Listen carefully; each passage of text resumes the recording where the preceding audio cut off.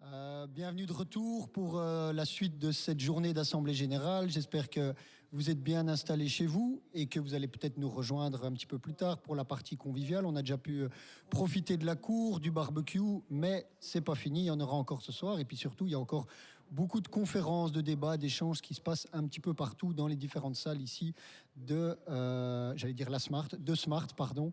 Je dois un pompage.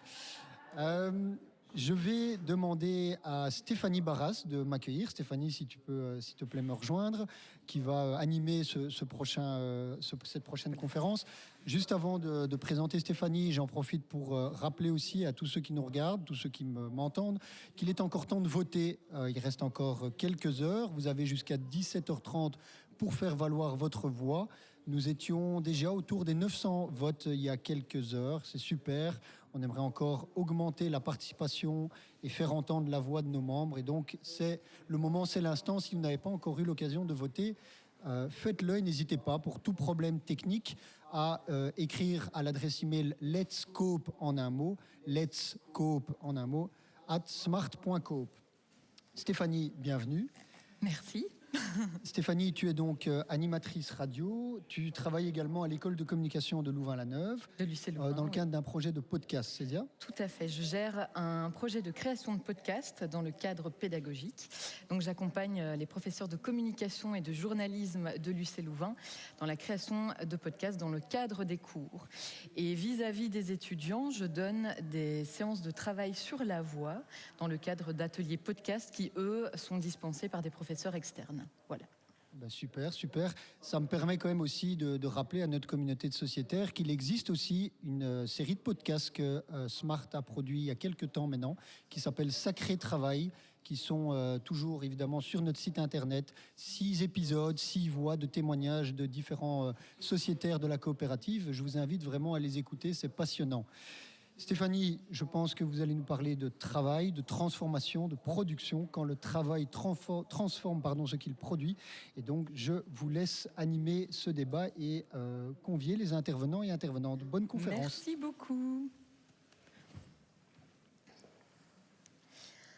Alors, bonjour à toutes et à tous. Bienvenue, que vous soyez en présentiel ou en distanciel, puisque certains nous suivent sur Internet. Donc nous allons effectivement démarrer cet après-midi avec une table ronde, donc dans le cadre de cette journée d'Assemblée Générale de Smart. La table ronde, comme vous l'avez probablement vu, va aborder la thématique quand le travail transforme aussi ce qu'il produit. Et pour ce faire, nous allons avoir 3 intervenants. Donc on va déjà les accueillir pour qu'ils viennent s'asseoir à mes côtés. Nous avons Cécile Deblic, Jean-Christophe Lipovac et normalement, en distanciel, nous avons Ludovic Biet. Voilà, Ludovic est avec nous. Bonjour à vous toutes et tous. Bonjour Ludovic. Bonjour. Par contre, on ne l'entend pas. Ah. On lit sur ses lèvres, mais ça va être compliqué pour la suite de la discussion.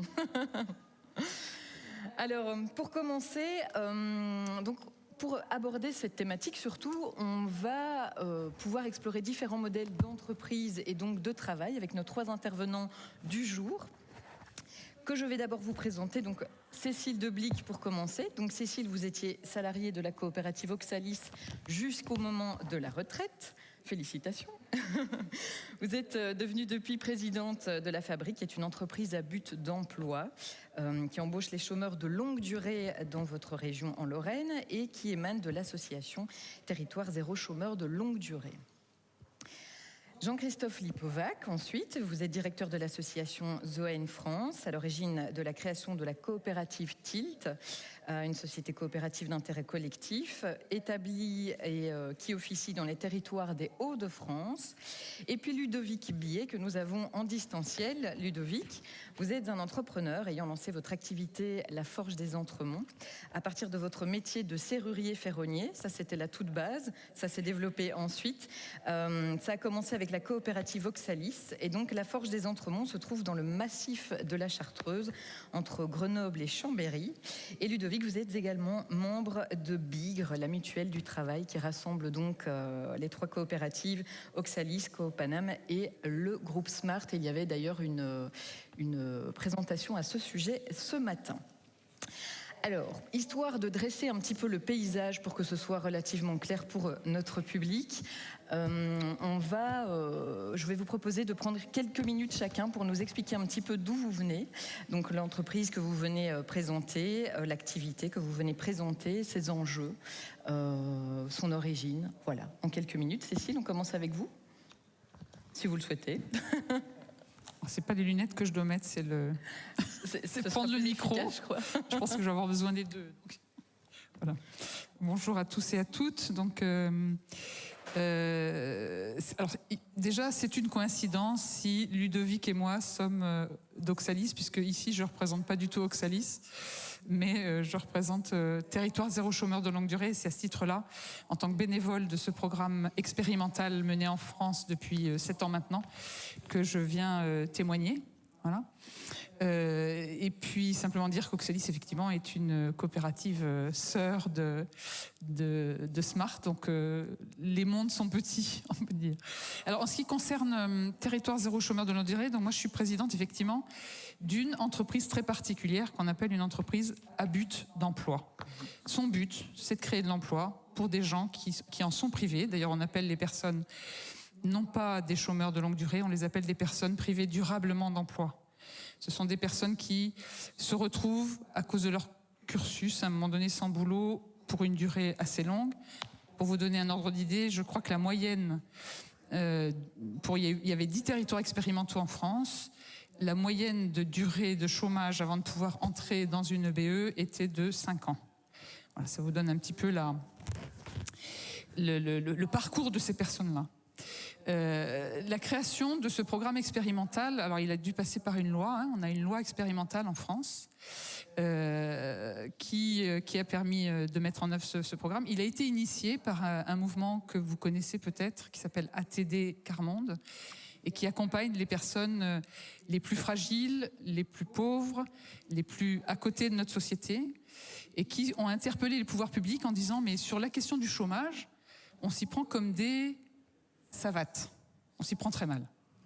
Sur le chômage de longue durée, on met en place plein de dispositifs qui permettent aux gens de s'insérer, qui permettent aux gens de s'adapter. Oui, mais quand des personnes sont à côté depuis un certain nombre d'années, elles ne savent plus s'adapter. Et donc, il faut partir des gens, savoir ce qu'ils ont envie de faire et voir si on peut le développer là où ils habitent, là où ils sont. Et donc, le pendant de ça, c'est le mouvement du développement local, des gens qui ont dit, mais sur nos territoires, que ce soit urbains ou ruraux, il y a plein de services qui ne sont pas rendus, il y a plein d'activités qui ne sont pas développées, les gens ont besoin de choses qui ne sont pas faites. Et donc on pourrait peut-être créer des activités pour que les personnes puissent avoir un boulot. Voilà, c'est cette rencontre-là, le programme Territoire Zéro Chômeur de longue durée. Et puis il y a un troisième élément. Donc le premier, c'est tout le monde doit pouvoir trouver un boulot. Nul n'est inemployable, d'accord ? Ces chômeurs de longue durée, ils peuvent trouver un boulot. Le deuxième, c'est pas le travail qui manque. Il y a besoin de boulot, il y a besoin de services. Le troisième adage, c'est pas l'argent qui manque. C'est pas l'argent qui manque parce que quand on voit ce que coûte une personne qui est privée durablement d'emploi, qui ne touche plus les aides aux chômeurs. En France, il y a eu une étude qui a été faite à la demande d'ATD et d'autres partenaires, je cite ATD, mais il y a tout un tas de partenaires dans ce programme, qui a démontré qu'un chômeur qui ne touche plus, alors on dit les assédiques en France, je ne sais pas comment on l'appelle en Belgique, qui ne touche plus d'assédiques, coûte à la société entre 20 000 et 30 000 euros par an. Et donc les gens d'ATD ont dit, écoutez, donnez-nous l'argent, plutôt que de donner à ces gens-là, qui de toute façon s'abîment d'année en année, donnez-nous-le, nous on va savoir quoi en faire et ils auront du boulot à la sortie. Voilà un peu ce qui a donné naissance. Et donc l'idée, c'est un territoire de 10 000 habitants, pas plus. Donc c'est un petit territoire. Si on est en urbain, ça va être 4-5 rues ou un mini-quartier. Moi, je suis du territoire rural, donc c'est 38 communes pour faire les 10 000 habitants. Un territoire qui va se mobiliser pour aller chercher les personnes privées d'emploi, qui va faire du porte-à-porte, etc. Qui va aussi essayer de repérer les besoins du territoire en termes d'activités pour créer des activités. Et puis, ça, c'est ce qu'on appelle le comité local pour l'emploi. Je suis désolée, il y aura je vais employer peut-être le CLE, si vous m'entendez dire CLE, ce sera ça, comité local pour l'emploi. Et puis à côté, on va créer une entreprise, et moi je suis présidente donc d'une entreprise, dont le but c'est l'emploi. qui va développer ces activités pour ces personnes qui sont privées d'emploi. Et donc, dans l'entreprise que je préside, nous avons 78 salariés qui sont des personnes qui ont proposé quelque chose après avoir été privées durablement d'emploi. Voilà. Merci Cécile. Déjà, pour un petit point de vue, Jean-Christophe. Oui. Pour me présenter et expliquer un peu le contexte, l'association Zoen, c'est une jeune association. Elle a été créée en 2019 et elle a été créée simultanément avec la création d'une première coopérative d'activité et d'emploi, enfin une coopérative de transition écologique que soutient l'association et que soutient aussi la fondation Zoen. En fait, pour tout dire, cette association Zoen, elle est sous l'égide d'une fondation d'utilité publique qui est suisse, qui a été créée par une Française, mais expatriée, qui s'appelle Sophie Swatton. Et Sophie Swatton, en fait, elle est enseignant-chercheur à l'Université de Lausanne depuis tout le temps. En fait, elle travaille sur la question de la pauvreté. En particulier, elle a fait tout un travail sur la pauvreté en France. Et puis, en arrivant finalement à Lausanne, en travaillant avec Dominique Bourg, dans son laboratoire, en fait, elle a théorisé ce qu'elle appelle le revenu de transition écologique. Et finalement, dans le concept du revenu de transition, c'est très lié à une coopérative. En fait, moi, aujourd'hui, j'ai un peu l'habitude d'utiliser l'image de la pièce de monnaie, pile et face. Finalement, d'un côté, il y a le revenu, mais de l'autre côté, il y a la coopérative, puisque la coopérative, c'est l'outil d'ingénierie. Et donc, c'est vrai que dans le nord de la France, on a créé, en fait, on va dire, une sorte de prototype, une première coopérative de transition écologique, dont l'association est aussi sociétaire. L'idée, c'était, dans l'idée de Sophie, au départ, de Sophie Swatton, c'était vraiment de créer du lien entre recherche et terrain, de faire en sorte que finalement la connaissance qui vient du terrain, voilà, elle soit aussi coproduite, elle soit aussi diffusée.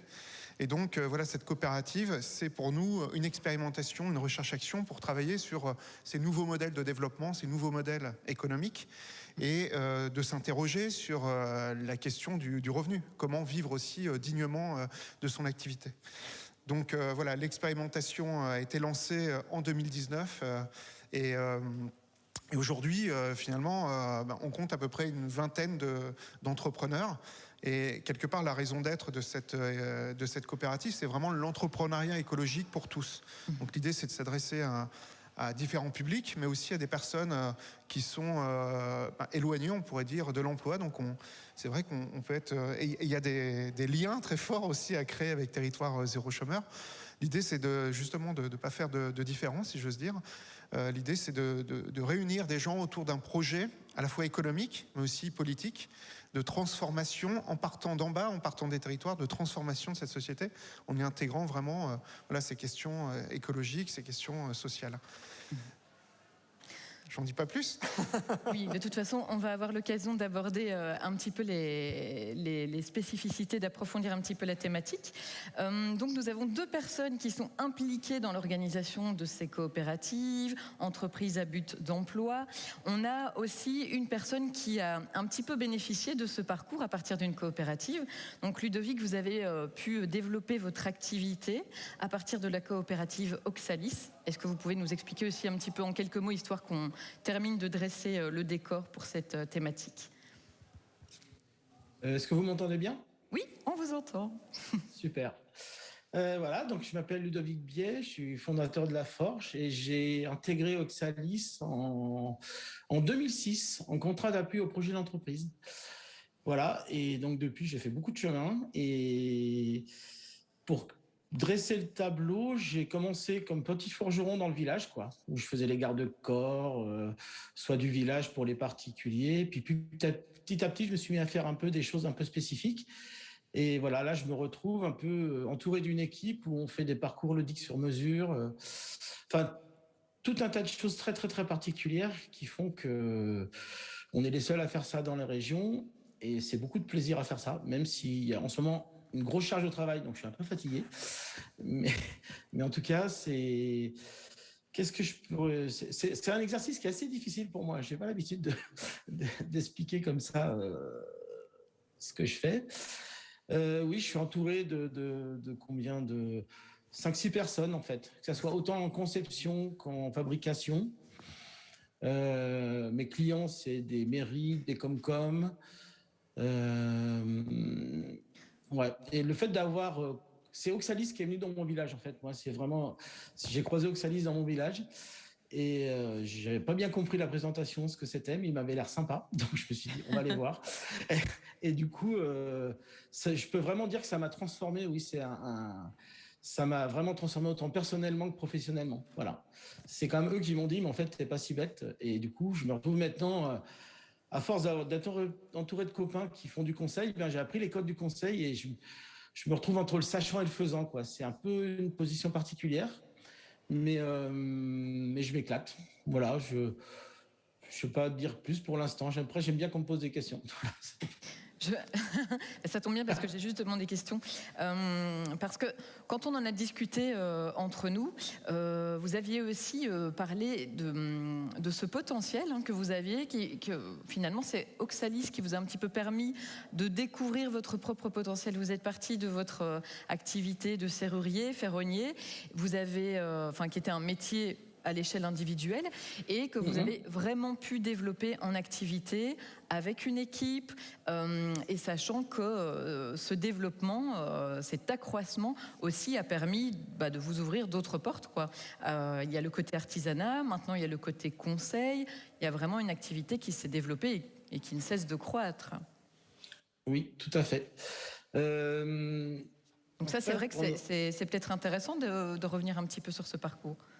Disons que pendant 10 ans, j'étais tout seul et j'ai vraiment essayé de dire, bon, allez, il faut que j'arrive à être un vrai patron. Et en fait, j'y arrivais pas. Et à un moment, j'ai eu le déclic de déléguer, en fait.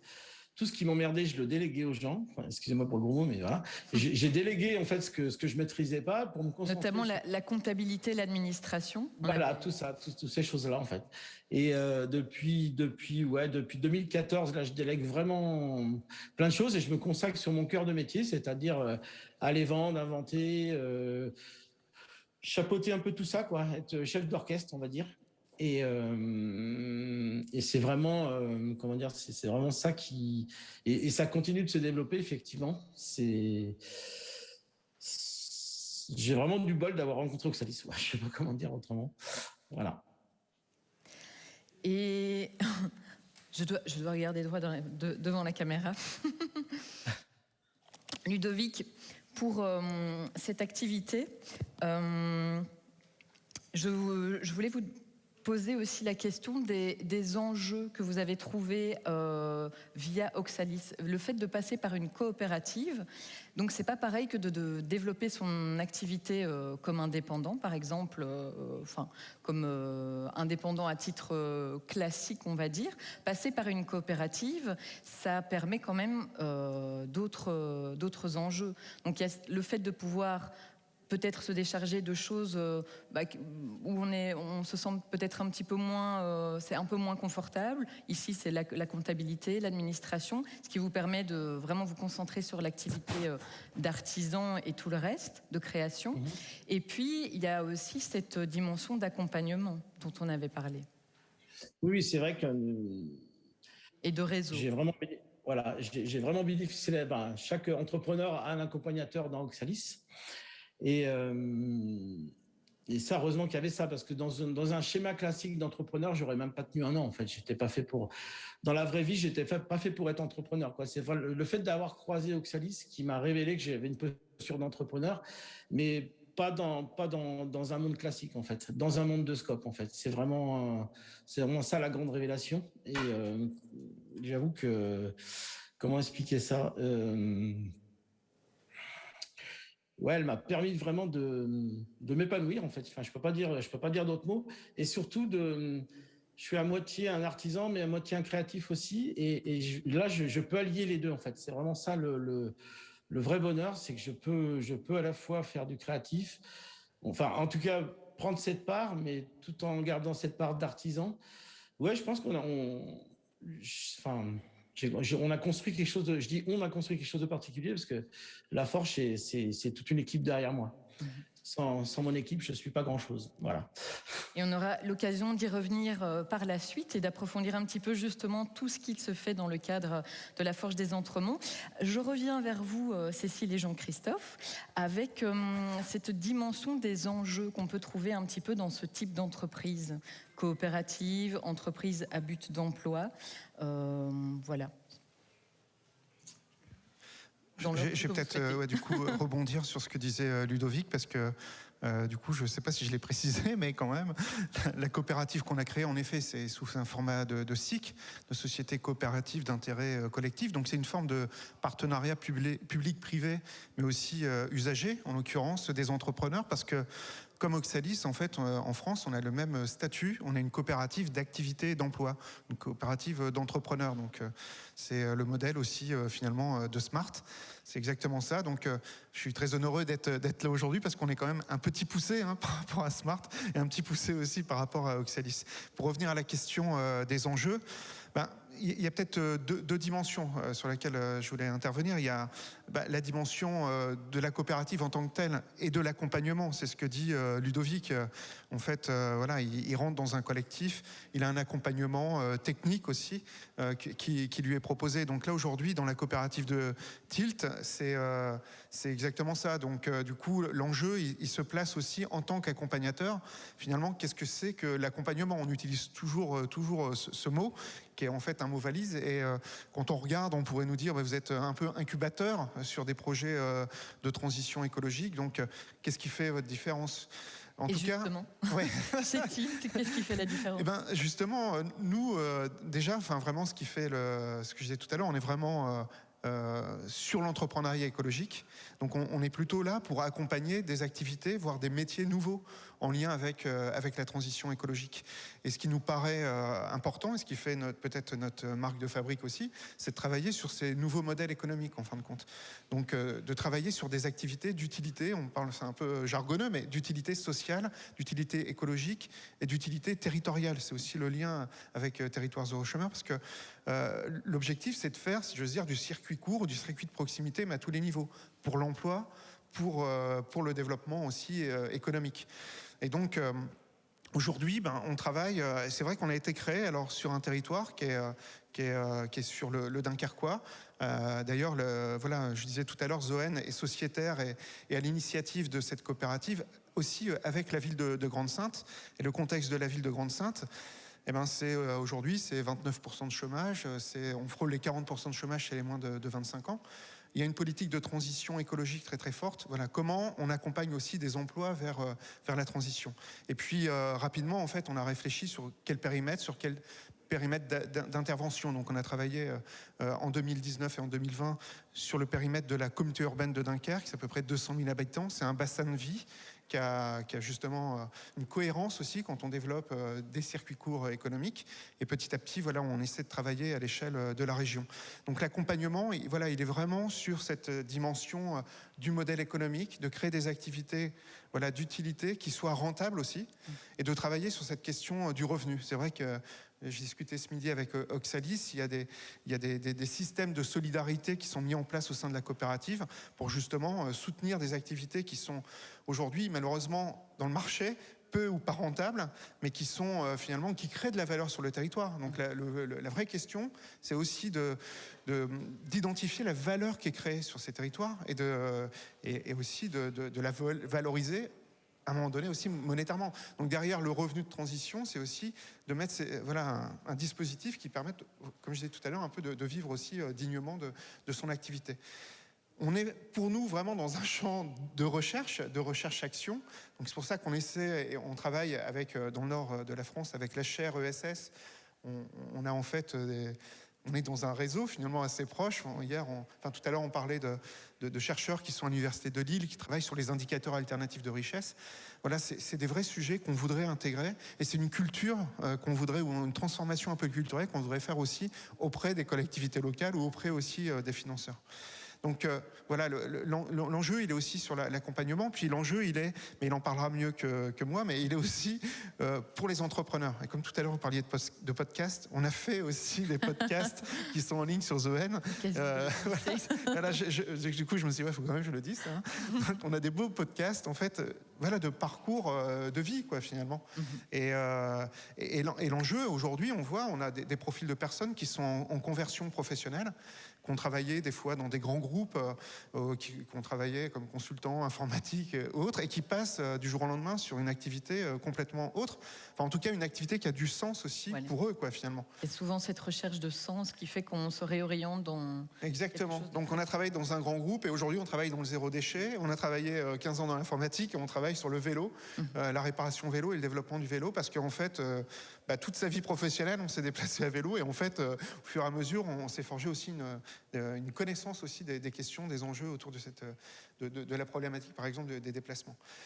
Et aujourd'hui, c'est vrai qu'on s'adresse aussi à des publics qui sont des fois éloignés de l'emploi. Et là aussi, c'est la même motivation, quoi. C'est rechercher du sens dans son activité.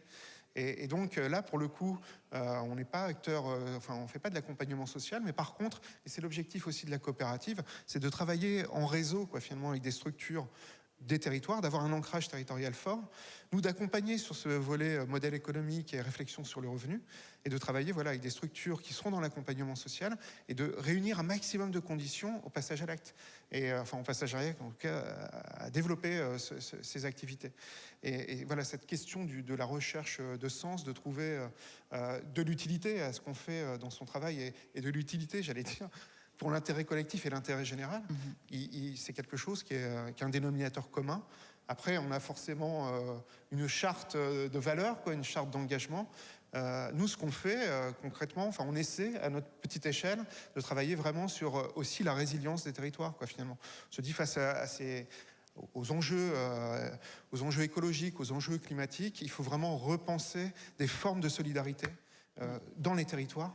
Et donc, à notre petite échelle, cette coopérative, elle vise à développer cette économie locale, ces emplois locaux, et on espère contribuer aussi petit à petit à répondre à ces grands défis qui sont devant nous, quoi. Alors Cécile, les enjeux, je pense qu'il y en a pas mal qui sont similaires, mais il y en a aussi peut-être qui sont différents dans votre cas. Jean-Christophe a parlé du fait des personnes éloignées de l'emploi. Moi, je vais revenir effectivement, puisque c'est un peu notre cœur de cible, entre guillemets, ces personnes éloignées de l'emploi depuis longtemps, dans le cadre de Territoire zéro chômeur de longue durée. Et j'ai envie de faire deux portraits. Un des enjeux, c'est la dignité des personnes retrouvées. Et ça, elles le disent toutes. Toutes les personnes qui sont interviewées, on est en train de finir un film avec une association nationale qui travaille sur le regard différent sur le travail et de manière alternative. Et ce qui me frappe, alors que l'entreprise au quotidien n'est pas simple, que les relations entre les personnes ne sont pas simples, qu'on frite beaucoup, on ne va pas idéaliser les choses. On a une entreprise de 80 personnes, 78 très exactement, dont 76 sont des personnes qui étaient privées durablement d'emploi, qui ont été abîmées par le système. Inutile de vous dire qu'au quotidien, ça n'est pas simple. Voilà. Pour autant, quand elles en parlent, elles ont retrouvé une forme de dignité parce qu'elles ont un emploi. Il faut préciser que la loi expérimentale qui a été votée permet que nous employions les personnes en contrat à durée indéterminée, un CDI. Tous les programmes d'insertion en France, CDD.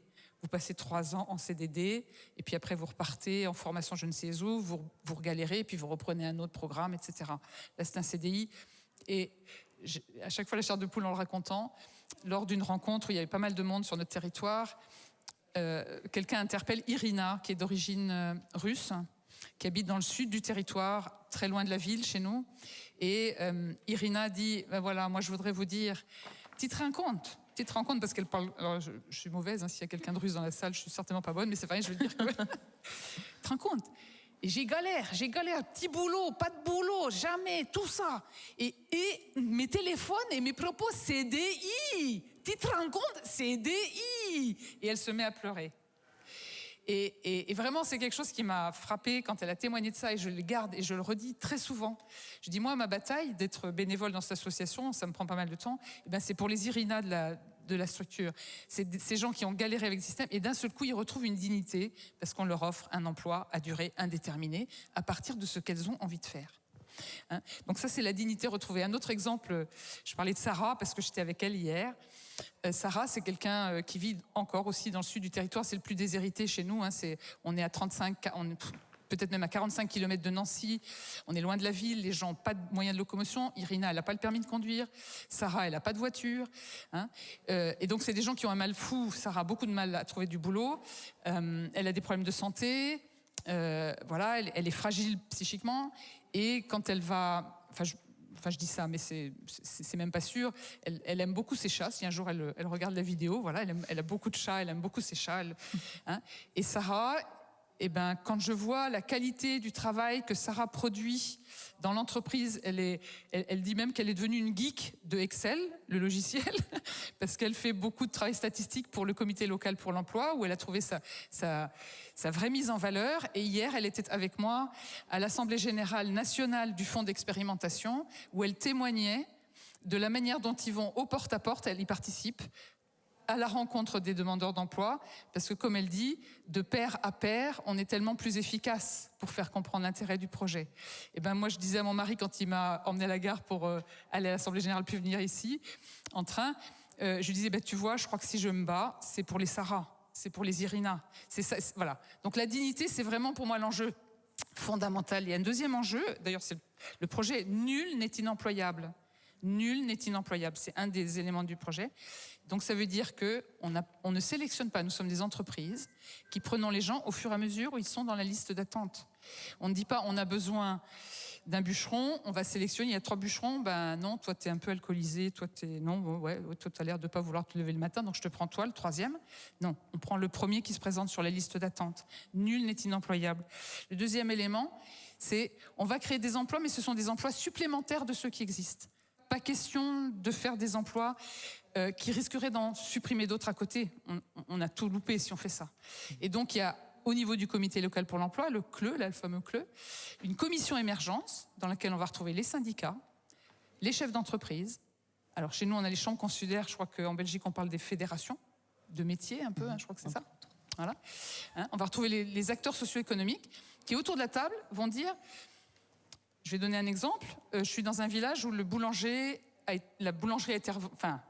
qui faisait la tournée de pain, on n'a plus de boulanger depuis des années, mais la boulangerie qui faisait la tournée de pain dans notre village, elle s'est arrêtée parce que ça a été revendu et que le nouveau boulanger dit « Moi, je reste sur mon magasin à Vézelise, je ne viens plus à Germigny faire la tournée de pain. » Donc, on n'a plus de tournée de pain. J'espère que je n'ai pas perdu le fil. On parlait des enjeux, mais de toute façon, on allait venir aux productions. Oui. Et donc, non, mais je crois que j'ai perdu le fil pour le coup. Je ne sais plus ce que je voulais vous dire. La tournée des pains. Je sais que avec les boulangers qui, petit à petit, ont arrêté leur activité de tournée, si je me souviens. Mais je disais la dignité des personnes, les activités, voilà. Et donc, ce qui va être fait, donc la commune s'est tournée vers vers le BE, vers l'entreprise à but d'emploi, vers le CLE, en disant on n'a plus de pain. Et donc il va y avoir une enquête de mener pour vérifier qu'il n'y a pas d'autres boulangers qui voudraient prendre la tournée de pain, pour être sûr que ça ne supprime pas un emploi par ailleurs. Et à ce moment-là, une fois que ça c'est décidé, donc ça prend un peu de temps, eh bien la tournée de pain pourrait être réalisée par la fabrique qui réalise déjà pour une autre tournée de pain qui avait été abandonnée, une tournée de pain. Voilà, typiquement. Et voilà, donc c'est pour donner l'exemple des choses. Il faut que ce soit des emplois supplémentaires. Il ne faut pas que ça soit en concurrence avec d'autres. Le troisième élément, et ça va avec la dignité. Je participe à des emplois qui n'en suppriment pas d'autres, et je participe à des emplois qui mettent en valeur mon territoire, le territoire où j'habite.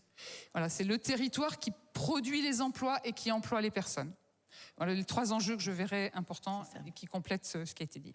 Alors Cécile, justement, dans votre cas, la fabrique part vraiment des besoins du territoire.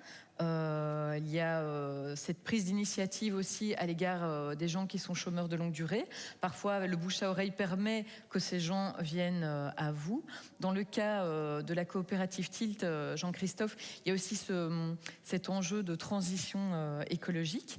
On peut peut-être un petit peu parler plus concrètement des productions qui sont engendrées grâce à ces activités respectives. Voilà. Peut-être Jean-Christophe, puisque Cécile a beaucoup parlé, le temps qu'elle reprenne.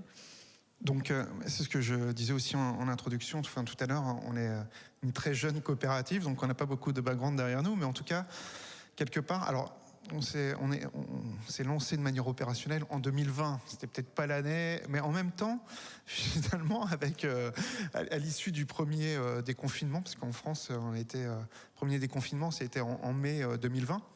Et le premier entrepreneur qui est arrivé chez nous, qui est aujourd'hui entrepreneur salarié et associé, ça c'est important parce que du coup il est devenu sociétaire de la coopérative, donc c'est-à-dire qu'il participe aussi aux décisions et au développement de l'entreprise. Il est dans le domaine du vélo, justement, enfin j'en parlais tout à l'heure un petit peu, Nicolas. Et donc il arrivait seul avec son activité de réparation, mais de conseil aussi pour développer la mobilité de roues. Et donc c'est vrai qu'en France, en tout cas, enfin peut-être que ça a été le cas aussi en Belgique et notamment dans les grandes villes, c'est qu'on a vu à un moment donné arriver des nouvelles pistes cyclables Covid, enfin, on appelait ça comme ça chez nous. En tout cas, le vélo en ville en particulier. Il y a eu une sorte de boom, et aidé aussi, même en France, hein, par des aides, notamment sur la réparation, etc. Et donc voilà, il est arrivé tout seul, et puis au fur et à mesure, en 2 ans, là, finalement, il y a d'autres personnes qui sont arrivées, et l'objectif, c'est ce que expliquait aussi Ludovic, c'est que il y a un enjeu important dans les coopératives d'activité et d'emploi, comme pour Smart, c'est de développer aussi des projets collectifs, quoi, finalement, de faire se rencontrer les gens, de travailler ensemble. Et donc là, aujourd'hui, il y a une marque commune, une marque collective qui a été développée sur la mobilité active. Donc ils sont 3 personnes à proposer une offre de service assez globale, quoi, finalement. Du conseil auprès de collectivités sur ce qu'ils appellent de l'urbanisme marchable et cyclable, mais aussi de l'accompagnement pour des entreprises, pour des administrations, pour des plans de déplacement vélo, du conseil sur utiliser le vélo dans le cadre de ces activités économiques, la réparation, la remise en selle. Donc voilà, c'est tout un panel finalement d'activités, et encore une fois, ces activités ont du sens en regard aussi de leur ancrage là sur le territoire. Donc ça se passe dans le Dunkerquois. Donc c'est vrai qu'il y a une politique importante aussi au niveau de la communauté urbaine, par exemple de Dunkerque, mais aussi des communes alentours, de travailler sur des infrastructures justement cyclables. Finalement, ce qu'on propose ici, ce sont des services qui sont associés, quoi, finalement, pour le développement du vélo, et encore une fois, qui ont vraiment du sens aussi par rapport aux besoins à la fois des entreprises, mais aussi des administrations sur ce territoire. Donc c'est vrai que ce pôle, il est important, et on espère justement pouvoir essaimer, quoi, finalement, sur d'autres territoires en région Hauts-de-France.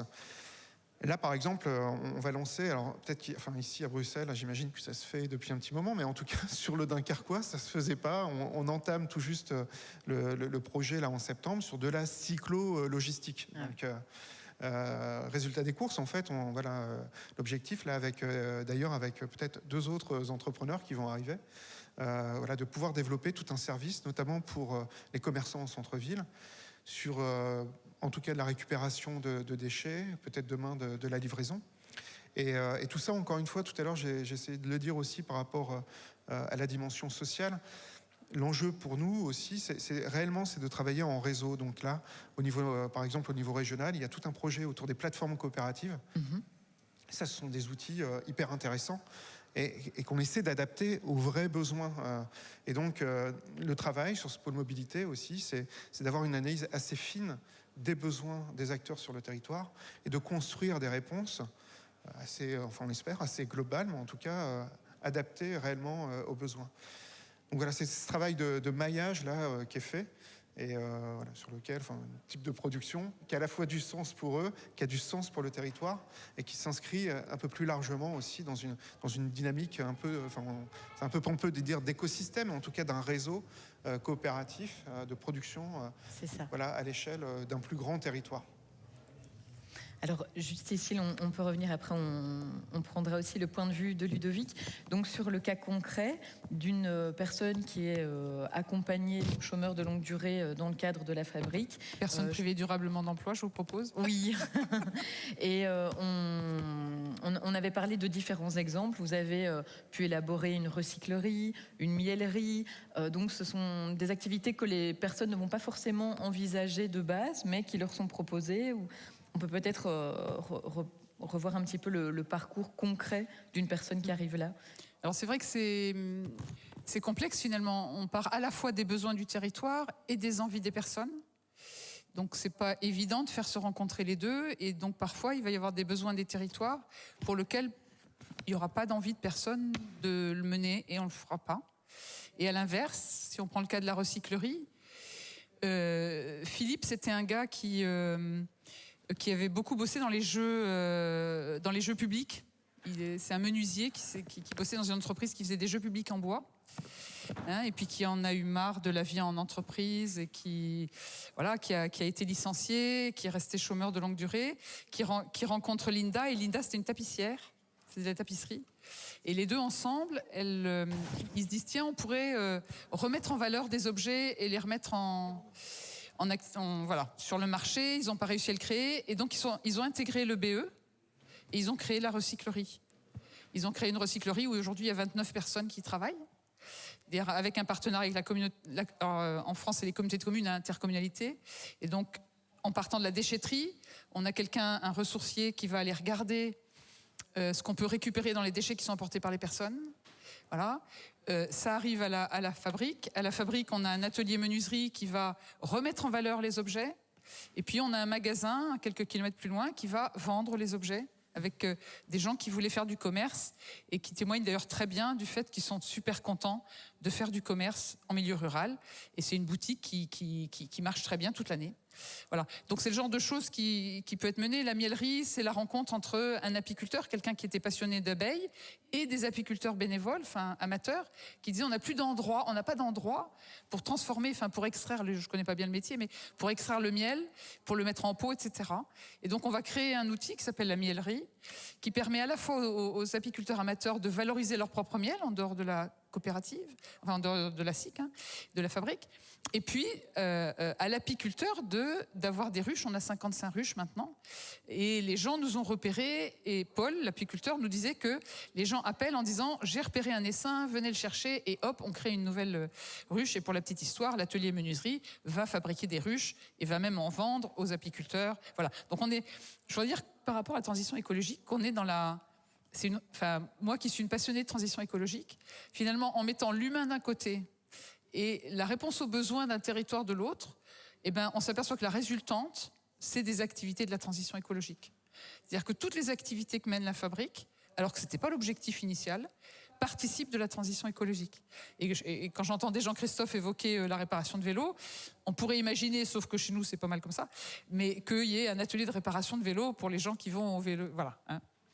Pour donner quelques exemples de ce qui est fait à la fabrique. Alors, on a aussi quelqu'un qui le vit concrètement sur le terrain, donc Ludovic.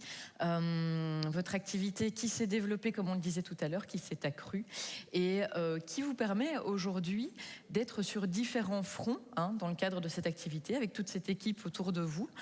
On peut peut-être en parler aussi un peu plus concrètement. Quel est votre quotidien dans le cadre de cette activité ? On va parler d'actualité. Actuellement, on est sur un gros parcours ludique pour une station de ski à peu près de 20 000 lits, Orsières-Merlette. Donc, c'est un parcours sur le thème du berger qui va se retrouver au sommet de la station. Et justement, le thème, ça parle du berger, mais aussi du dérèglement climatique. Voilà. Donc tout en se baladant, on fait passer du message aux gens, quoi. Donc voilà. Donc ça, on est en plein boom. Là, on pose la semaine prochaine. Donc voilà. Et inauguration le 12. J'ai plein d'autres aussi projets dans les tuyaux qui sont un peu plus petits et il faut quand même que je vous raconte mon histoire du banc de Compostelle qui pour moi c'est un peu mon chemin en fait, c'est un peu mon aboutissement professionnel. Du coup, il y a 3 ans, j'ai eu une idée en posant mon parcours ludique. Là, on avait posé des bancs et du coup, j'ai une idée. Ludo, il faut que tu fasses un banc pour le chemin de Compostelle. Et voilà, 3 ans après, j'ai posé le prototype devant un musée. Et là, on va lancer la commercialisation. Vous le voyez à l'écran, voilà. Je suis très fier. On les voit. Je remercie les photos d'Alex Iaconi qui est chez vous là-bas actuellement, justement. C'est lui qui a fait le shooting photo. Merci Alex. C'était une belle journée. Voilà. Et donc voilà, c'est un peu Ce qui est chouette, c'est qu'avant, j'attendais le client. Maintenant, je choisis mes clients et même je fais une offre en fait. Et mon rêve, c'est de dire qu'est-ce que je ne vois pas dans l'espace urbain que j'aimerais voir en fait. Et j'aimerais inventer des aires de jeu intergénérationnelles qui sont faites que pour les mômes, alors que je trouve que les adultes ont envie de jouer aussi. Enfin, je fourmille d'idées. Après, c'est pas le tout de fourmiller d'idées, c'est de les mettre en place, de les vendre, tout ça. Mais ouais, je m'éclate quoi à faire ça. Voilà. Donc dans votre cas, l'accompagnement aussi avec la coopérative Oxalis a vraiment permis de développer tout ça, d'être à la fois dans le travail d'artisan, maintenant de conseil aussi, et cet enjeu aussi très important, comme vous le disiez, le fait que maintenant les gens viennent vous voir, vous êtes devenu une référence dans votre métier, qui a commencé à l'échelle individuelle et qui ne fait que grossir avec une entreprise qui maintenant a quelque part un petit peu pignon sur rue. Si j'entends. Oui, on a une reconnaissance à l'échelle régionale, on va dire, dans l'aménagement touristique. C'est vrai que c'est maintenant des bureaux d'études qui nous contactent en disant tiens, on a tel projet, est-ce que c'est faisable et à quel prix? Et c'est là où on a un rôle de conseil et d'expertise. Et oui, moi, avec mon petit CAP de serrurier métallier, c'est rigolo parce que vous avez parlé tout à l'heure de plein de gens qui faisaient le parcours inverse, qui avaient un métier intellectuel et qui allaient vers du manuel.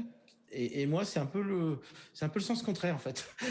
Je vais vers l'ingénierie alors que je n'étais pas destiné à ça. Donc voilà, c'est chouette que ça puisse exister en fait, en tout cas. Et voilà. Alors je vais juste un petit peu prendre la température parce qu'on est déjà à presque 1 heure, enfin 50 minutes à peu près de discussion. Je voudrais déjà savoir s'il y a des questions dans la salle, éventuellement, ou des questions de la part des gens qui suivent sur Internet. Pas encore. Donc, je suppose alors on peut poursuivre encore un petit peu la discussion. Oui, mais je vous propose de garder la question pour après. Je prends un peu la température pour voir, jauger un peu le temps dont on aura besoin. On va poursuivre et vous la gardez bien en tête. D'accord ? Super. Alors moi, ce qui m'apparaît aussi de manière assez évidente dans les modèles d'entreprise et de travail qui sont présentés aujourd'hui, quand même, c'est cette dimension humaine. Il y a vraiment cette dimension d'individu que l'on va chercher, cette dimension de sens, de gens qui se réorientent éventuellement, de gens qui viennent trouver du sens aussi dans cette nouvelle expérience, dans cette possibilité de développer une activité avec vraiment tout un accompagnement humain autour. Voilà. Je ne sais pas si vous souhaitez en parler un peu plus avant. Je suis pas sûre d'avoir compris la question là tout de suite, là présentement. En tout cas, Vas-y. Juste pour préciser ce que je voulais dire, c'est que cette dimension humaine, finalement, dans le cadre de coopératives ou évidemment dans le cadre d'une entreprise à but d'emploi, cette dimension humaine est quand même vraiment prépondérante par rapport à une entreprise entre guillemets classique qui aurait à cœur sa rentabilité avant tout, quoi. Ici, c'est vraiment un enjeu très important. Mais, oui, c'est vrai, parce que tout à l'heure, on a parlé d'un point de départ qui est aussi l'aspiration individuelle, enfin l'aspiration à vouloir changer les choses à son niveau, dans son activité. Et nous, c'est aussi, finalement, c'est ça aussi, quel est le moteur, finalement, de l'engagement. Et dans les coopérateurs, aujourd'hui, qui sont les entrepreneurs qui sont dans la coopérative, c'est vraiment, c'est ce point de départ-là, de vouloir s'engager. Et donc, la dimension humaine, elle est aussi dans l'accompagnement. C'est ce que disait aussi Ludovic. J'en parlais ce midi, justement, avec d'autres entrepreneurs d'Oxalis. Enfin, derrière, c'est pas qu'un projet économique, en effet, c'est un projet de vie.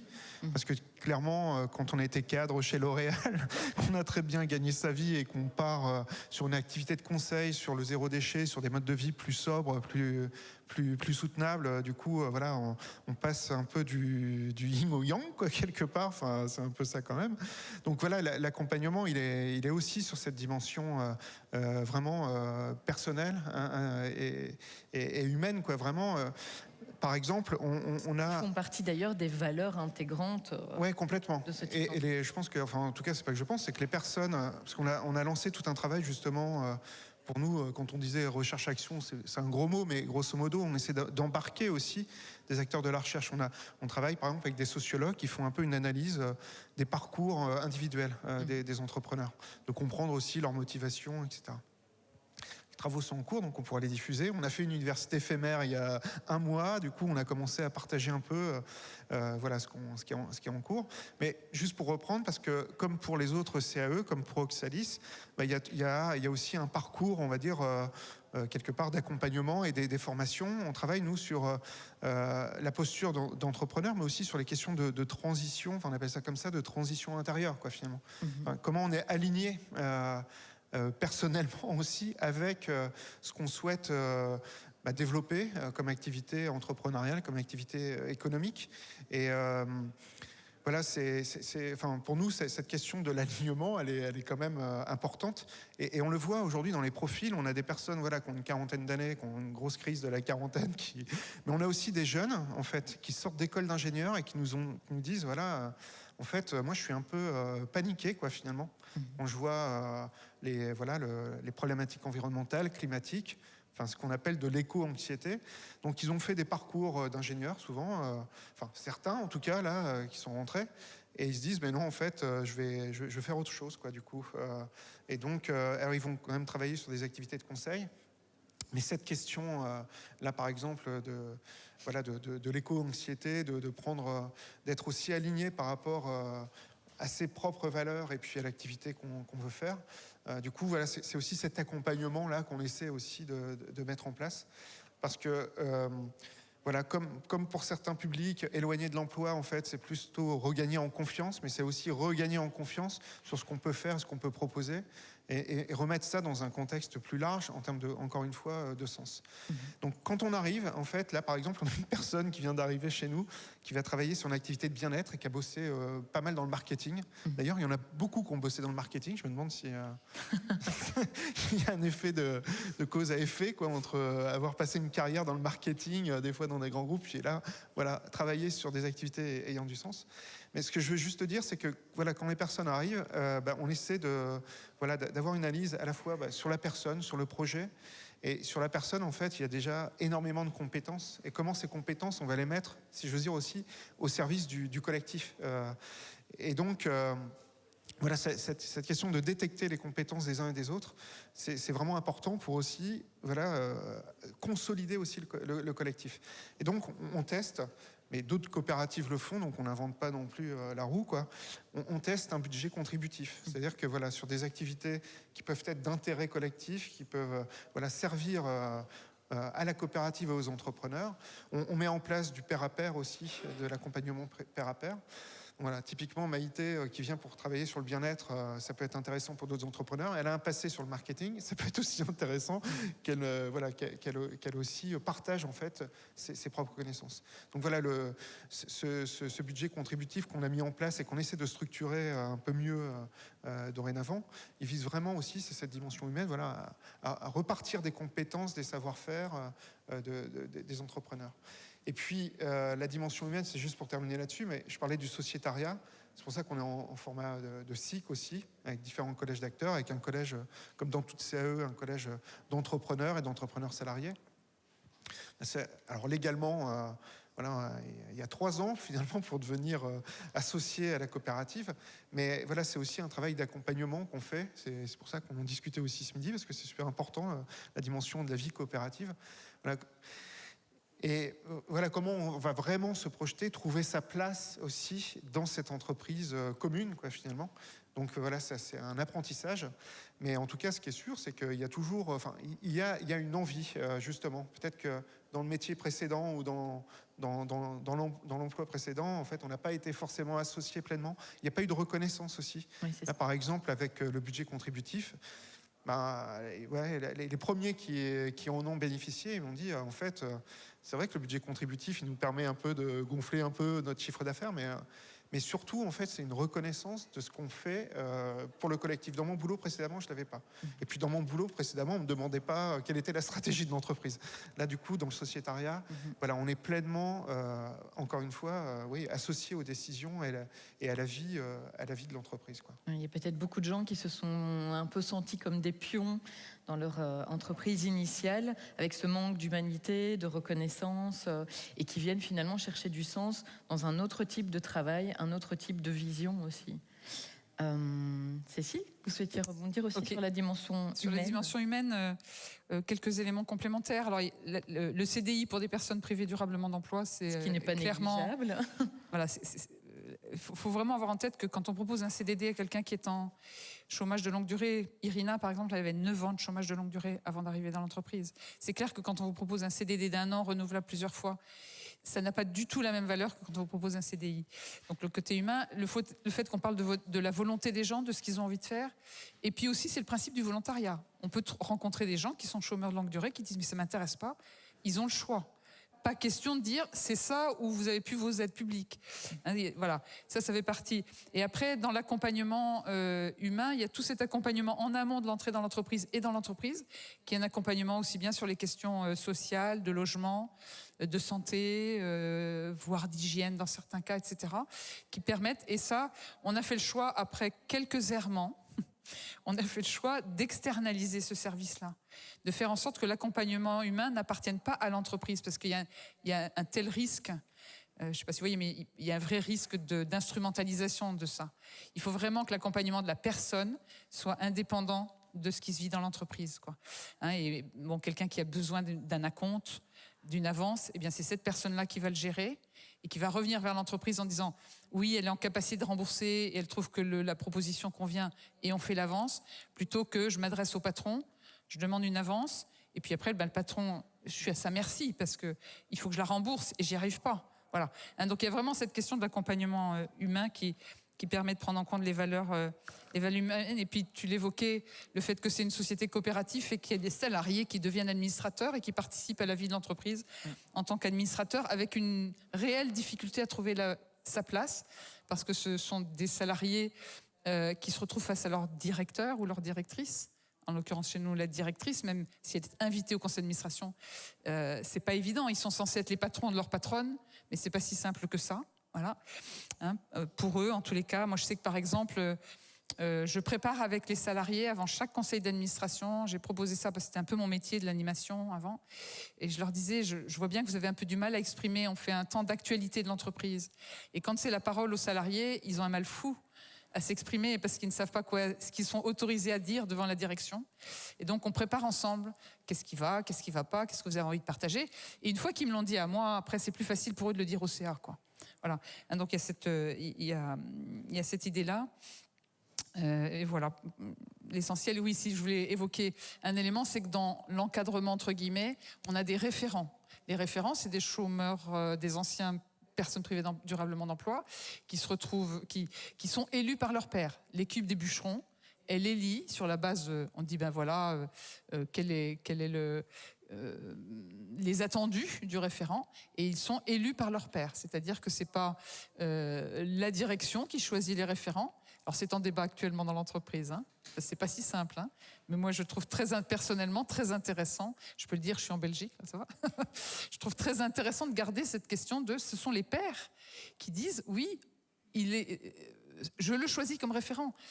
Certes, après la direction va dire ouais, mais enfin il est vraiment pas bon en compta, et puis il sait pas faire un devis, et puis voilà. Ouais, ok, il est choisi par ses pairs, donc choisissons le rôle de référent de l'activité parce qu'il est reconnu par les gens avec qui il travaille. Et aidons-le à monter en compétences, ou trouvons-lui, comme Ludo, qui disait, moi je me suis débarrassé de tout ce que je savais, tout ce qui me cassait les pieds ou que je ne sais pas bien faire, et ben voyons, pour que on puisse être dans son vrai métier et pas sur ses vraies qualités, parce qu'on est reconnu par les pairs. Voilà, exemple que je pouvais donner. Alors, j'ai encore 2 petites questions, et après on laissera un temps de questions par le public. Ludovic, quelles sont, à l'heure actuelle encore, vos motivations à poursuivre en étant lié à une coopérative, comme c'est encore le cas? Donc, on parle de cette dimension humaine qui entre peut-être en jeu. Est-ce qu'il y a aussi d'autres motivations à poursuivre dans cette voie plutôt que de retourner dans une entreprise, par exemple, classique, comme on disait tout à l'heure? Ben moi, c'est même pas, je me pose même pas la question en fait.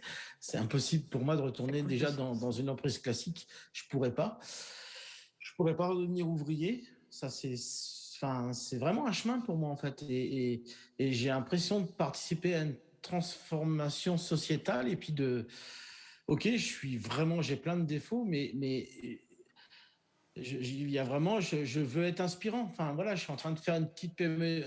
Mon rêve, c'est de faire une petite PME dans la SCOP, même si le PME n'est pas exactement le mot. Mais en gros, je suis créateur d'emplois d'emploi, de dire venez les copains, il y a du business. Le tout, c'est de s'entendre, et c'est de faire passer une vraie culture. Ça se fait pas simplement, ça peut coincer des fois, mais avec de la volonté, on y arrive. Et pour moi, on est dans un bouleversement sociétal, donc il faut réinventer ce monde, en fait. Et moi, j'y participe et je suis super fier de ça. Voilà. Donc, retroussons-nous les manches et allons-y, quoi. Arrêtons de critiquer, gueuler et faisons. Voilà.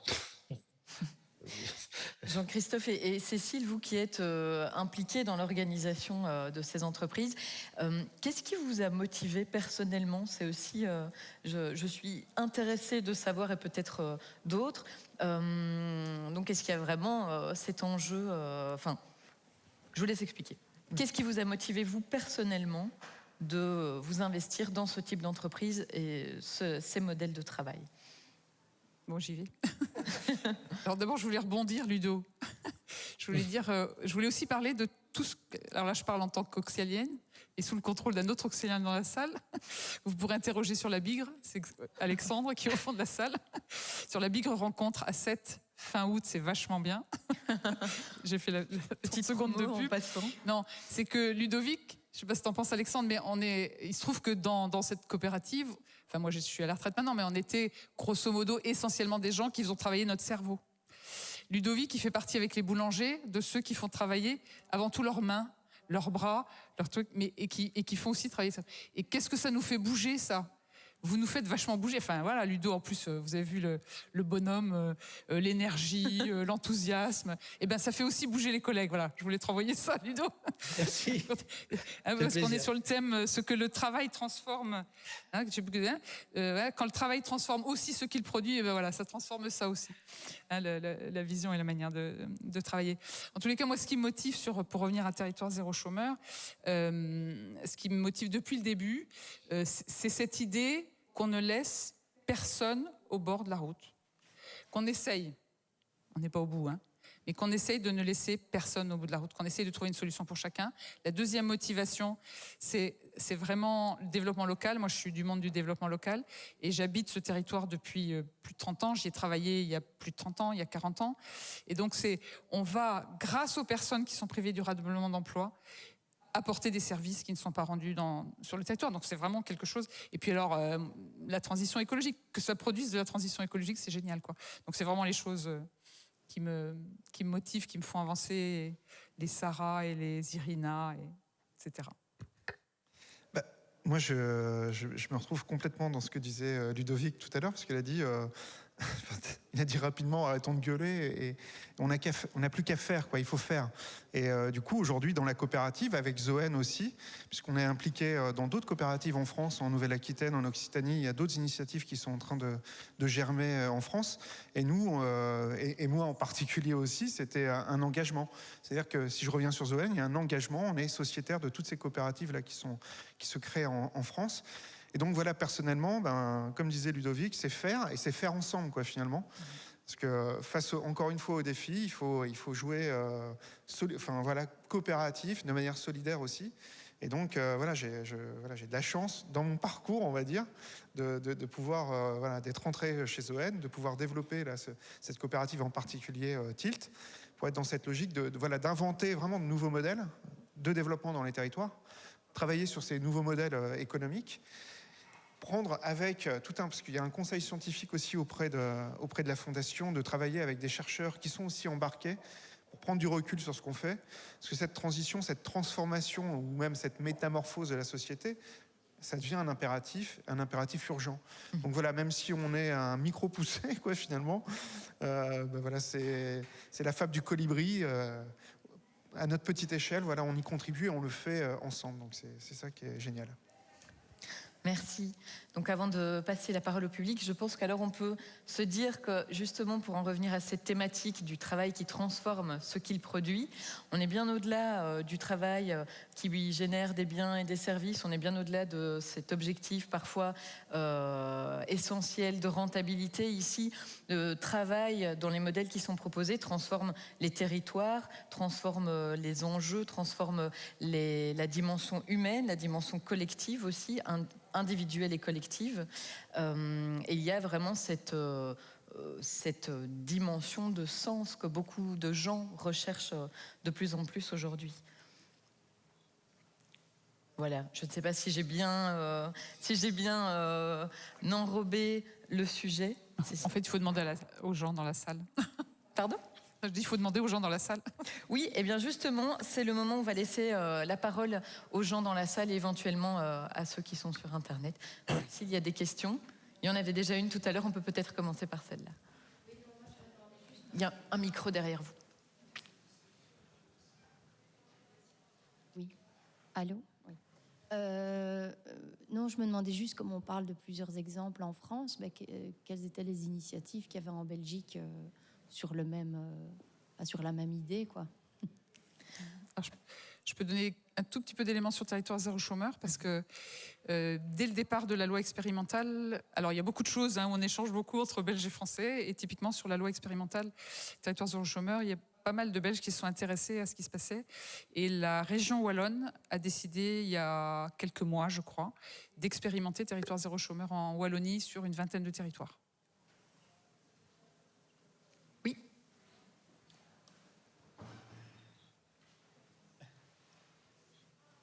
Merci. Je me posais une question, donc je la pose. Moi, je suis assez convaincu du modèle. Je pense qu'on l'est un peu tous aussi, même ceux qui regardent à distance. On n'est pas là tout à fait par hasard. La dynamique des sociétés coopératives, elle est plutôt positive, il me semble. Enfin, en tout cas, ça avance dans ce sens-là. Mais si on regarde à l'échelle d'un pays, on est quand même loin de ce qu'il faudrait. Et Jean-Christophe parlait d'une urgence, notamment climatique, mais aussi sociétale. Qu'est-ce qui nous manque, en fait, pour franchir ce niveau d'échelle? Voilà, donc je vous pose la question, d'après vous. Et un petit coucou à Ludo en passant. Quelqu'un dans la salle a la réponse. Ouais. Moi, j'ai peut-être un début d'élément de réponse. Sincèrement, nous c'est pour ça que dans la coopérative, on parle d'un projet économique et d'un projet politique. Pour Zoën, c'est aussi un projet scientifique aussi, clairement. Mais c'est encore une fois un projet politique. Et la question de l'engagement et de la place, encore une fois, des acteurs politiques, alors locaux ou nationaux, elle est déterminante, en fait. Par exemple, localement, avec la ville de Grande-Synthe, l'initiative, elle est partie d'une rencontre entre Sophie Swatton et l'ancien maire de Grande-Synthe, Damien Carême. Donc sans cet engagement politique, sans cette volonté politique, j'allais dire, rien ne serait fait, en tout cas dans le Nord, enfin en tout cas peut-être différemment. Il y a avec Sophie Swatton, et c'est pour ça qu'on en discutait, si mon agenda le permet, mais j'espère, je serai bien à Bigre à la fin du mois d'août. Mais il y a une dimension plaidoyer qui est importante. Je sais que chez Smart, et d'ailleurs, pour en avoir discuté avec des gens de la Smart, je me suis rendu compte qu'il y avait cette dimension plaidoyer hyper importante. Nous, il y a quelques temps, donc avec Sophie Swatton, on a eu l'occasion, par exemple, de participer, d'être auditionné au CESE, qui est la 3e chambre en France, autour d'un rapport sur les métiers en tension. Donc, dans ce rapport, voilà, il est mis en évidence que le revenu de transition et les coopératives peuvent être des outils. Donc, on a besoin quelque part aussi. Que peut-être des lois ou des lois d'expérimentation soient mises en œuvre, en fait. Et donc ça relève du pouvoir, en tout cas en France, du pouvoir législatif ou encore du gouvernement. Avec Sophie Swatton, l'année dernière, et même depuis 1 an et demi, 2 ans, on a fait pas tous les ministères, mais presque. Quand on a rencontré, par exemple, les responsables du cabinet du ministre de l'économie, et qu'on a parlé forcément de ce qu'on faisait et des similitudes avec Territoire Zéro Chômeur, clairement, du coup, au cabinet du ministre, on nous a dit, mais une loi d'expérimentation, on met le doigt dans un engrenage et après, comment on fait pour revenir en arrière? C'était ça la question. Donc l'engagement politique, il est clé, quoi. À un moment donné, on parle d'urgence. Là, aujourd'hui, on vit dans une crise démocratique. Là, on vient en France de voter pour les législatives. On a fait, au niveau de l'Assemblée nationale, un score énorme par rapport à Rassemblement national à l'extrême droite en France, quoi. Ça devient, cette question sociétale. C'est pour ça qu'on est en train de tester aussi des nouvelles formes de démocratie, j'allais dire, dans nos coopératives, dans nos entreprises. Mais cette transformation, elle doit se faire aussi à l'échelle des sociétés. Donc, de la société dans son ensemble, on a besoin d'avoir des élus aussi, à l'échelle locale comme à l'échelle nationale, qui osent cette transformation et voilà, qui, si j'ose dire, osent aussi, quelque part, aussi des ruptures par rapport aujourd'hui à l'économie globale dans laquelle on est, quoi. C'est à Bigre où il y aurait un atelier sur transition et capitalisme, c'est ça, non? Ah, voilà, ouais, à l'université FMR, on a fait venir Éloi Laurent et ça a créé du débat, hein, quand même, avec, notamment avec des élus et avec des personnes du CESE, parce qu'on n'a pas la même vision tout à fait du monde. Mais bon, voilà, je vais m'arrêter là. C'est marrant parce que j'étais justement en train de me dire qu'il y avait quelque chose que je n'avais pas dit sur le programme Territoire zéro chômeur, c'est que de mon point de vue, de la pratique que j'ai, c'est un programme révolutionnaire dans un système qui l'est pas du tout. Donc ça frotte souvent. Là, on vous a raconté plein de belles choses, mais dans la réalité, c'est pas si simple que ça tous les jours. Voilà, je vous l'ai un peu dit, mais que ce soit avec certains chefs d'entreprise, que ce soit avec les élus locaux, parce que la communauté de communes met beaucoup d'argent sur le projet. Et donc, il faut que les élus qui pensent que si les gens sont au chômage, c'est que ils ont qu'à traverser la rue, non, ça vous... Voilà, hein, pour trouver du boulot. Et je me disais, de fait, le projet expérimental, il a quelque chose de très intéressant, c'est le fait que le territoire, si on répond à des besoins et que c'est des gens qui n'avaient plus de boulot qui y répondent, si on sait faire de la publicité pour ça, et moi, c'est pour ça que je tiens à ma tournée de pain sur notre village, c'est que je suis sûre que je vais pouvoir, ce sera plus facile pour moi de dire dans mon village, ben vous voyez, grâce à TZ, grâce à ce programme-là, on a du pain. C'est-à-dire que le service lui-même rendu permet de changer la mentalité des gens. C'est pour pouvoir passer l'étape d'après, il faut changer les mentalités. Hein, parce que je pense que c'est ça, si ça ne bouge pas, c'est qu'on n'a pas suffisamment changé les... Parce que tu as évoqué le Front National en France, mais on peut aussi évoquer les 50 et quelques % d'abstention. C'est-à-dire le fait que les gens se désintéressent complètement. Donc il y a besoin de secouer le cocotier, quoi. Hein. Donc il y a vraiment besoin. Et puis juste dire sur Territoire zéro chômeur que on a obtenu une deuxième loi d'expérimentation qui passe de 10 territoires de 10 000 habitants, c'est ridicule, à 50 territoires, enfin 60, hein, 10 plus 50, voire plus, d'accord? Et on est en train de travailler à l'obtention de la loi d'extension, qui sera plus expérimentale, où là, tout territoire qui serait volontaire, qui répondrait aux critères, pourrait devenir territoire zéro chômeur. Et là, on enclencherait vraiment. On ne sait pas gagner. Hein, on va se battre, mais c'est pas gagné. J'ai quand même une petite réflexion par rapport à ça, justement, donc ce qui manque pour que ça s'étende en termes de modèle.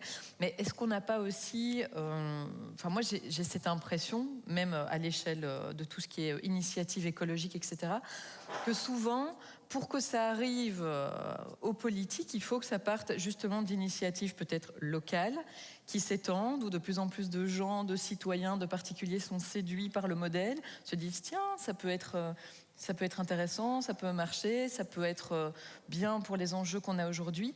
C'est peut-être aussi ça qui va permettre qu'à un moment, les pouvoirs publics s'intéressent à ce type de modèle et se disent, mais tiens, finalement, ça a l'air de marcher.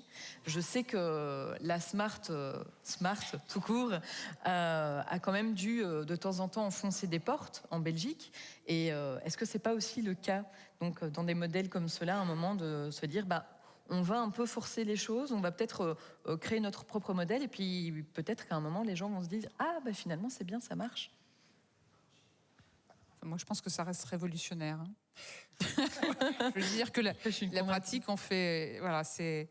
Je pense qu'à un moment donné, ça rencontrera un politique, et notamment, allez, on va dire, le monde des personnes nanties, ça va les frotter, parce que c'est quand même pratique d'avoir une économie avec plein de chômeurs. C'est très pratique. D'abord, on a un réservoir d'emploi, on n'augmente pas les salaires si on n'est pas en tension. Si nous, on arrive collectivement à ce qu'il y ait moins de chômage et que les gens en plus rendent des services qui n'étaient pas rendus, mais ça va commencer à ne pas vraiment plaire, je pense. Encore une fois, je me permets de dire ça parce que je ne suis pas chez nous. Mais donc je pense qu'il y a une vraie bataille politique autour de ça. En tout cas, on est aussi dans cette approche de partir du local. Il y a un enjeu, en effet, à mettre en réseau aussi toutes ces initiatives et à développer des synergies. Et déjà ici, on a vu tout à l'heure que de nouvelles idées naissaient déjà avant. On n'a pas eu notre loi d'expérimentation sur l'RTE, mais on va s'insérer dans la loi d'expérimentation TZC. Contacts sont pris. Mais en tout cas, c'est vrai que quand on essaie de travailler sur ces questions de nouveaux modèles économiques, c'est que voilà, c'est vrai qu'à l'échelle micro, à l'échelle de la micro-entreprise, de l'entreprise, ou à l'échelle méso, à l'échelle du territoire, des fois, en effet, on a une forme d'expérimentation ou de droit à l'expérimentation, avec aussi des élus locaux qui le souhaitent. On a la capacité de faire. Et en même temps, il y a un enjeu de transformation, en effet, plutôt de la macro, quoi, finalement, de la macroéconomie. Ça, c'est un vrai sujet, parce que peut-être que dans cette période de transition, finalement, la vision, elle est pas encore tout à fait claire, quoi. En même temps, ce qu'on constate, c'est que des fois, le débat, en fait, on a peut-être moins, et peut-être que demain, dans l'Assemblée nationale en France, on a peut-être plus de débats, quoi, finalement, sur cette vision de l'économie et pour le développement national, quoi. Parce qu'aujourd'hui, en fait, de manière des fois assez simple ou simpliste, en fait, on est soit décroissant ou on est pour la croissance, quoi, finalement. Sauf que, en fait, c'est pas si simple que ça. Oui, hein. c'est ça. Donc, travailler au niveau local, travailler sur ces initiatives, c'est super important, parce que ça ouvre justement, ça donne des perspectives et des éléments de vision importantes. Et à un moment donné, en effet, ce saut d'échelle, en tout cas en France, parce que par exemple en Suisse, c'est vrai qu'ils votent pour tout et n'importe quoi, et à l'échelle cantonale ou à l'échelle, on va dire, de nos régions. Donc nous en France, c'est vrai que c'est à l'échelle nationale et certainement aussi à l'échelle européenne. Donc j'espère qu'avec Bigre qui veut porter aussi, moi j'étais très impressionné par la discussion de ce midi, du coup qu'on arrive à porter des plaidoyers, quoi, finalement, pour essayer de transformer, pour que peut-être demain des députés à l'échelle de l'Assemblée nationale, des députés européens aussi, finalement font porter la voix des petits là qui sont en bas, qui testent sur leur territoire et qui donnent peut-être des perspectives sur ces nouveaux modèles de développement. Voilà. C'est un peu long, désolé. C'est intéressant d'avoir l'avis de Ludo par rapport à ça, cette question sur est-ce qu'on arrive à passer le cran supplémentaire, qu'est-ce qui manque pour faire la question d'Alexandre.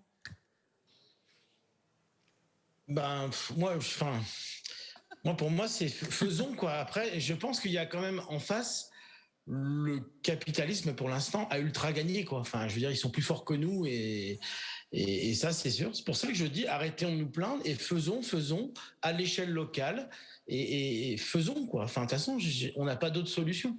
Enfin, je veux dire, c'est pas... Les partis politiques, on voit bien ce que ça donne. Hein. Les gens n'y croient plus. Enfin, il y a des choses à réinventer. Et après, en disant ça, j'ai pas de solution. D'ailleurs, pour revenir à la Bigre, qui pour moi est importante. C'est même mes vacances de l'année, en fait, souvent, en fait, pour ainsi dire. Et je me souviens au tout début de la Bigre, c'était très enthousiaste. Et en fait, les dirigeants de chaque coopérative n'arrivaient pas à s'entendre, en fait, à créer un truc. Et en fait, nous, les coopérateurs, on s'en fout. Nous, ce qu'on veut, c'est se retrouver et faire du lien. Et en fait, la Bigre est, en fait, c'est ce qu'on en fait, quoi, en fait. Et les dirigeants, on n'a peut-être pas réussi à créer de politique commune entre dirigeants des scopes, mais en attendant, tous les ans, on se retrouve. Pendant 4 jours, on refait le monde, on refait la fête, on s'éclate. Et déjà, ça a le mérite d'exister. Et oui, c'est encore très marginal, mais j'ai espoir qu'on débroussaille pour l'avenir, encore une fois. Et plus ça sera la merde, plus les gens vont se dire, mais putain, comment on peut faire ? Et on servira d'exemple, ou en tout cas, on sera inspirant. Voilà, je ne sais pas ce que je peux dire d'autre. Merci Ludovic. Est-ce qu'il y a encore des questions ? Ou des remarques ? Ou des remarques, des points de vue. Suggestions, réflexions suite à cette table ronde ? Est-ce qu'on a des révolutionnaires ? Est-ce qu'il y a des gens qui ne connaissaient pas encore ces modèles et qui ont été convaincus ?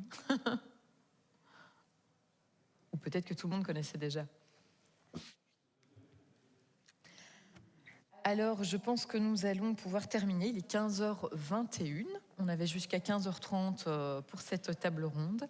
Donc, s'il n'y a pas d'autres questions, alors nous allons pouvoir clore cette rencontre. Merci à tous les trois d'être venus en parler à partir de vos points de vue respectifs. Et merci à tout le public qui nous a écoutés silencieusement. Voilà. Merci à vous. Merci. Merci à vous. Et merci Ludo. Grazie mille. Salut.